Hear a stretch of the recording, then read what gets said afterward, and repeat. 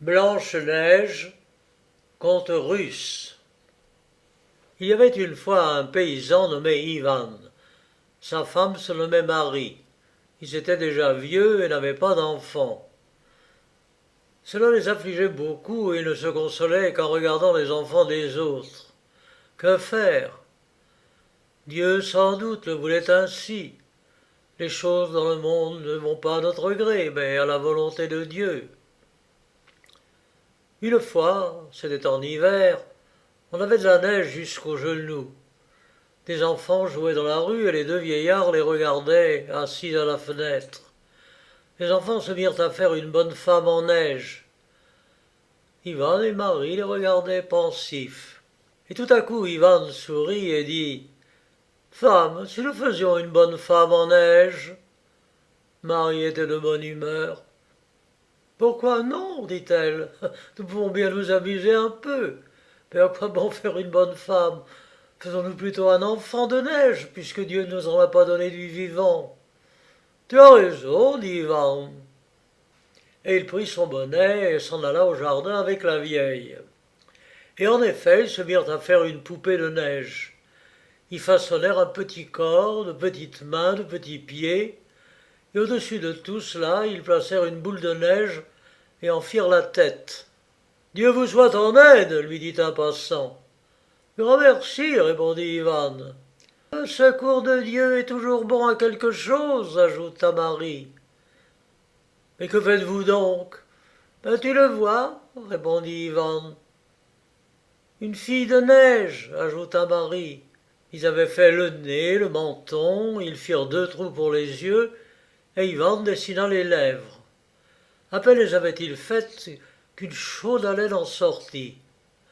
Ivan retire précipitamment les mains, il regarde, les yeux de l'enfant se bombent, il lance des regards de colombe, les lèvres se colorent comme des framboises et sourit. « Qu'est-ce donc, Seigneur? N'est-ce pas quelque tentation ?» s'écrie Ivan en faisant le signe de la croix. L'enfant de neige penche sa tête comme un être vivant. Il remue ses petits bras et ses petites jambes dans la neige comme un être vivant. « Oh, Ivan, Ivan !» s'écria Marie tremblante de joie. « Voici que Dieu nous donne un enfant !» Et elle se jette sur Blanche-Neige, c'est son nom, et la couvre de baisers. La neige tombe du corps de Blanche-Neige comme la pellicule d'un œuf. Une jeune fille se jette dans les bras de Marie. « Ah, ma chère Blanche-Neige !» s'écria la vieille en embrassant l'enfant désiré et inattendu. Elle l'entraîna avec elle dans sa chaumière. Ivan eut grand-peine à se remettre d'une telle surprise. Marie était comme folle de joie. Et Blanche-Neige grandissait, non pas chaque jour, mais d'heure en heure. Et chaque jour elle était plus belle. Ivan et Marie ne pouvaient se rassasier de leur joie. Le bonheur habitait la maison. Les filles du village venaient sans cesse chez eux. Elles amusaient Blanche-Neige, elles l'habillaient comme leur poupée. Elles babillaient avec elle, lui chantaient des chansons, jouaient à tous les jeux, lui enseignaient tout ce qu'elle savait. Et Blanche-Neige était si intelligente. Elle remarquait tout, apprenait tout. Dans le cours de l'hiver, elle devint comme une jeune fille de 13 ans.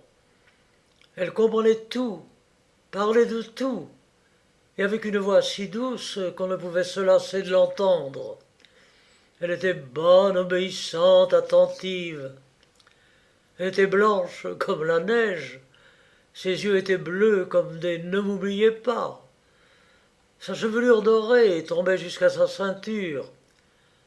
Seulement elle n'avait rien de rose sur les joues. On lui dit qu'elle n'avait pas de sang.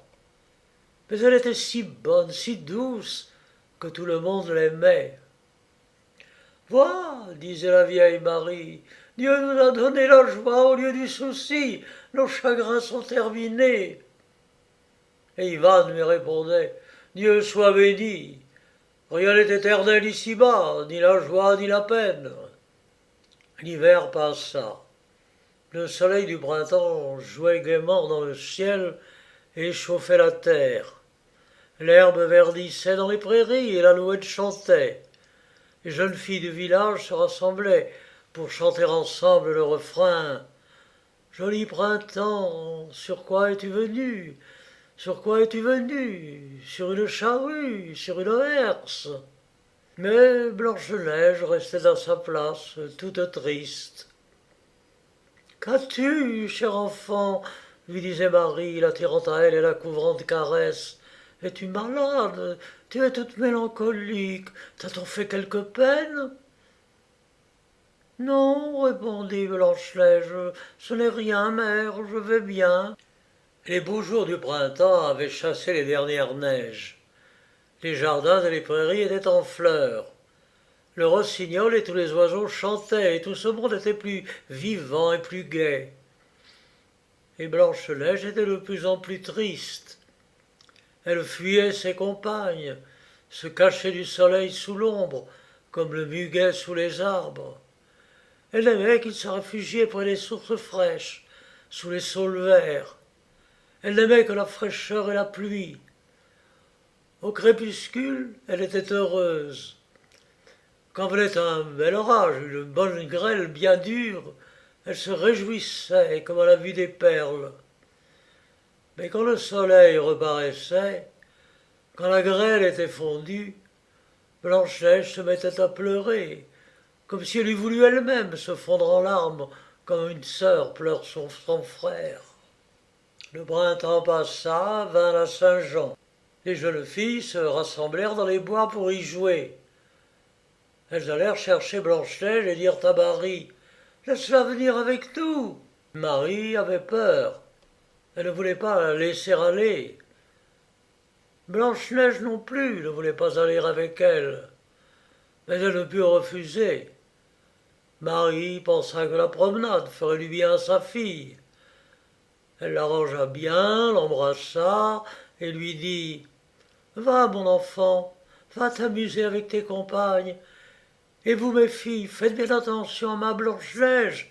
Vous savez que je l'aime comme la pupille de mes yeux. » « Oui, oui, oui !» crièrent gaiement les filles. Et elles coururent en foule au bois. Là, elles se dressèrent des couronnes, firent des bouquets, chantèrent des chansons tristes et joyeuses. Blanche-Neige ne les quittait pas. Quand vint le coucher du soleil, elles firent un feu d'herbes sèches. Puis elles se mirent à la file, ayant chacune une couronne sur la tête. Blanche-Neige était la dernière. « Regarde bien, lui dirent-elles, comme nous allons courir et cours après nous. » Et toutes se mirent à chanter et à sauter l'une après l'autre à travers le feu. Tout à coup, derrière elles entendirent un soupir, un gémissement. Ah! Effrayées, elles regardèrent. Il n'y avait rien. Elles regardent de nouveau. Blanche-Neige n'est plus au milieu d'elles. Oh, elle se sera cachée pour rire, pense-t-elle. Elles la cherchent partout et ne peuvent la trouver. Elles crient, elles appellent. Pas de réponse. Mais où donc peut-elle être? Sans doute elle sera retournée à la maison. Et elles revinrent au village, mais Blanche-Neige n'y était pas. On la chercha le lendemain et le surlendemain. On parcourut tous les bois, on battit tous les buissons. Nulle trace de Blanche-Neige. Longtemps, Ivan et Marie pleurèrent leur Blanche-Neige. Longtemps, la pauvre mère alla la chercher dans les bois.